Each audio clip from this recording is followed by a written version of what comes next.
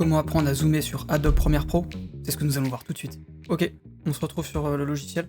Alors rien de très compliqué, c'est comme d'habitude. Apprendre à zoomer, ça fait partie des fondamentaux du montage, hein, c'est comme cut, dérush, etc. Ça va être très rapide. Pour zoomer, je vais pas passer par 4 chemins. En gros, vous allez donc apporter votre vidéo, hein. Paraît logique. Une fois que vous avez apporté votre vidéo, vous allez venir sur la piste vidéo. Alors je dis bien la piste vidéo, pas la piste audio, d'accord? C'est la piste audio, A1, A2, A3, audio 1, audio 2, audio 3, V1, vidéo 1, vidéo 2, vidéo 3. Donc piste vidéo. Donc moi je vous conseille de rompre le lien entre la piste audio et vidéo après votre dérush. D'accord, pas avant, parce que si à chaque fois vous devez faire des cuts pour des rushs et qu'à chaque fois vous devez sélectionner les deux, vous allez devenir fou.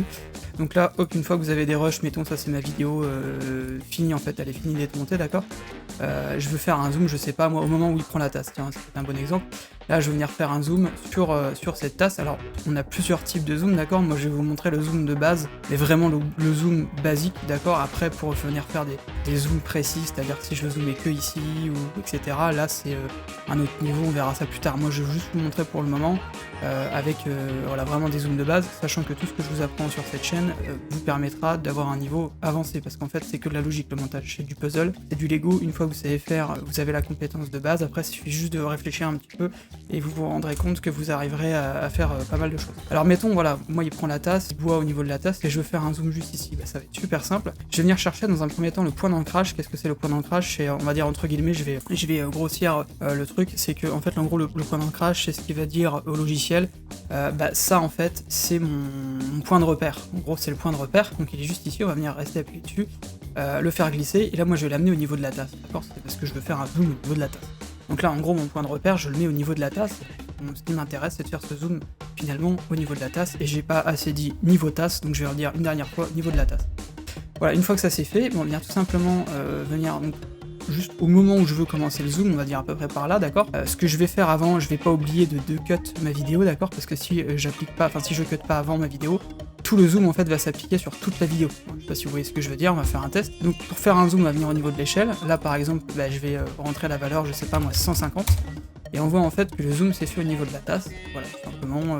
150 en fait c'est le niveau de grossissement pour grossir aussi, c'est pas vraiment vrai, mais on va dire que c'est le niveau de grossissement de l'échelle, d'accord. Si je mets à la place, au lieu de 150, je mets 50, on voit que ma vidéo est complètement dézoomée, d'accord. Donc là je vais revenir sur 150, voilà, on a notre zoom qui vient d'apparaître. Maintenant le problème c'est que vu que j'ai pas cut ma vidéo, en fait, voilà, c'est ce que je vous ai expliqué.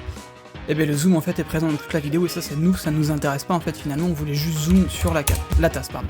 Donc on va revenir au moment où il prend la tasse, voilà, parce qu'on a tout. Et donc on a plusieurs solutions, d'accord. On va déjà dans un premier temps cut, donc le moment où je veux que la tasse, il y ait un zoom. Donc là en fait j'ai cut, tout simplement, je fais un cut, voilà, c'est tout bête. Je vais revenir ici jouer avec mon curseur de timeline, d'accord, et je vais venir donc vérifier que mon point d'ancrage est toujours au bon endroit. Et moi, ce que j'aime bien faire, c'est pas faire un zoom agressif d'un coup, parce que là, si je refais la même chose, en fait, ça va être agressif, vous allez comprendre ce que je veux dire, regardez. Vous avez vu, c'est agressif, en fait, le zoom, il est hyper rapide, hyper brusque. Alors ce qu'on va venir faire, c'est venir resélectionner notre timeline, nous mettre au début, cliquer sur le petit chronomètre, activer, désactiver l'animation, d'accord, ici. Moi, je vais me mettre à la valeur initiale qui était de 100, d'accord, comme la vidéo normale, et je vais venir, en fait, à peu près vers la fin, comme ça, remettre mes 150. Et donc en fait finalement ça va animer gentiment ce zoom. Donc, je vous montre.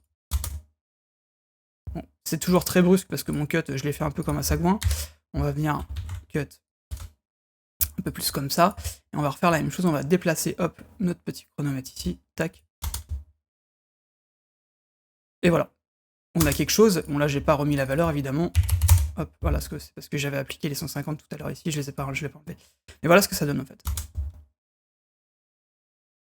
Voilà, vous avez vu, c'est beaucoup moins brusque, c'est beaucoup moins énervé, c'est beaucoup plus agréable, d'accord, visuellement, que si j'avais juste mis mon zoom, voilà, brutalement. Voilà, je vous ai appris grossièrement radeau comment faire un zoom, il y a plein de techniques différentes, il en existe vraiment beaucoup. Là, j'étais vraiment au plus simple et au plus clair. J'espère que ça vous aura plu, c'était Eledeo.